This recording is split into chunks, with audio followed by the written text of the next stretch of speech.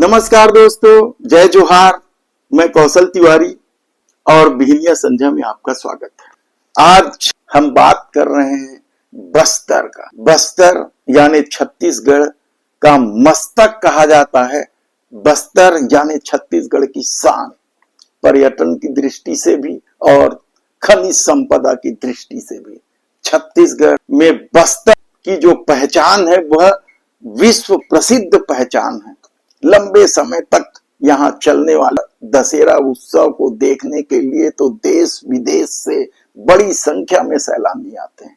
चित्रकूट जलप्रपात का अपना महत्व है और ऐसा बस्तर नक्सलियों की वजह से यदि पूरी दुनिया में बदनाम है तो क्या इसकी वजह सरकार की रीति नीति। और अब इस डबल इंजन की सरकार ने तय किया है कि बस्तर को नक्सली मुक्त कर देंगे। हालांकि उनकी नीयत को लेकर सवाल उठ रहे हैं कि वे बस्तर को नक्सली मुक्त करने का अभियान इसलिए चला रहे हैं ताकि बस्तर के संसाधनों का दोहन कर दे। लेकिन बस्तर नक्सली मुक्त हो, यह एक एक छत्तीसगढ़िया का विचार है। तब क्या नक्सली मुक्त करने की आड़ में सरकार गलत सलत कर रही है? ये बड़ा सवाल तो पिछले दिनों आम आदमी पार्टी ने एक पत्रकार वार्ता लेकर बताया था कि किस तरीके से रसोइया, महेश नाम का एक रसोइया था, उसे नक्सली बताकर पुलिस ने हत्या कर दी थी।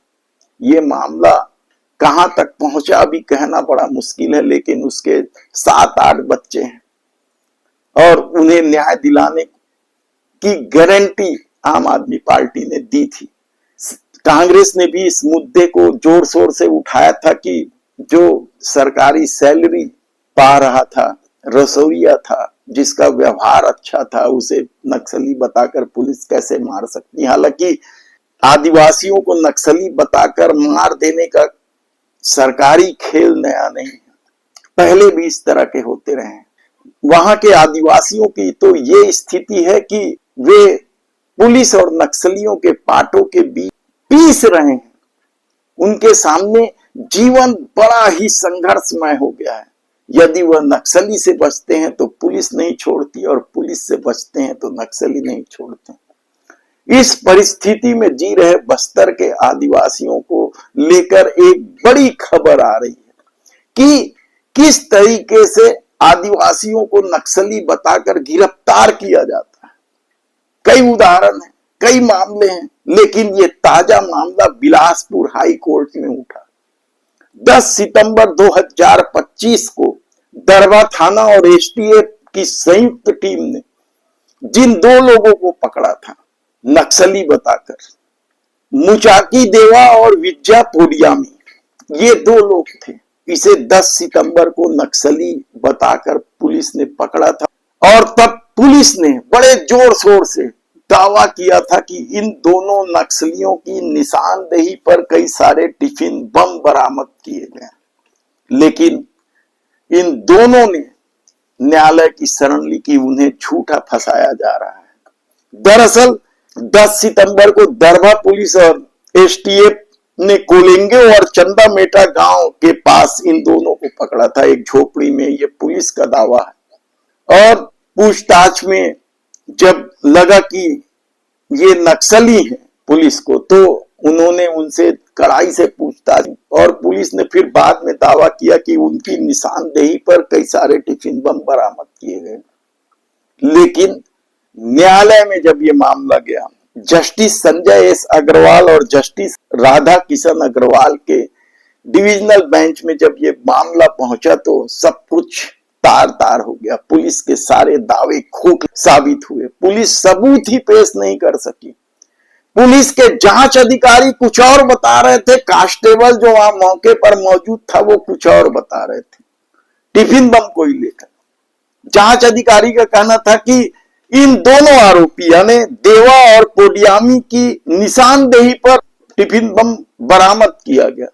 तो कांस्टेबल का कहना था कि जिस निशानदेही की बात की जा रही उससे 10-20 मीटर दूर ये टिफिन बम बरामद हुआ है और यहीं से संदेह जज साहब को हुआ कि जरूर मामला कुछ गड़बड़ है और उन्होंने पुलिस को इस मामले में फटकार लगाते हुए यहां तक कह दिया कि सिर्फ संदेह के आधार पर किसी की गिरफ्तारी इस तरह से नहीं करनी चाहिए। संदेह कितना भी बड़ा हो वह सबूत का रूप नहीं ले सकती। ये जस्टिस संजय एस अग्रवाल और जस्टिस राधा किशन अग्रवाल का साफ तौर पर कहना था। मुचाकी देवा और विद्या पोडियामी का यह मामला तो एक उदाहरण है। यह सामने आ गया क्योंकि दोनों ने न्यायालय का दरवाजा खटखटाया, लेकिन कहा जाता है कि ऐसे कई लोग हैं जो अभी भी जेल में बंद हैं, आम आदिवासी हैं, कमाने खाने वाले हैं। तब देखना है कि सरकार की संवेदनशीलता इस मामले में अडानी पर भारी पड़ेगी या अडानी या उद्योगपति भारी पड़ेंगे। धन्यवाद।